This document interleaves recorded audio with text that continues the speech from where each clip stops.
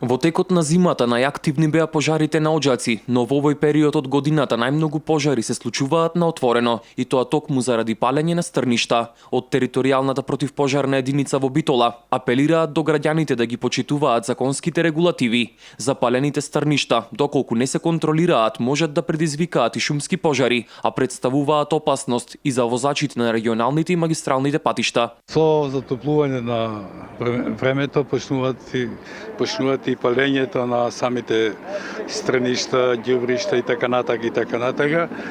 Со една единица да си ги чиста своите ниги, ливади и така натака. Тоа е една опасна појава која што секоја година се случува кај нас, и тоа што иако зимата помина, имаме со сонцето имаме горива материја која што може да биде доста непријатна. Независно во кој период од годината се наоѓаме, надлежните велат дека граѓаните мора да бидат совесни и да се воздржат од палењето на стрништата, доколку тоа не се почитува. Согласно законот следуваат и парични казни. Најдобра превенција е истите да не се палат. Значи забрането, законски забрането, дали ниното палење, односно чистење на тие меѓи, така да можат граѓаните, ако ги најде соодветна инспекција, односно полиција или така натака, може да ги изненадат, односно да видат и соодветно санкционирање. Значи, строго е забрането палење на пожари на отворен простор.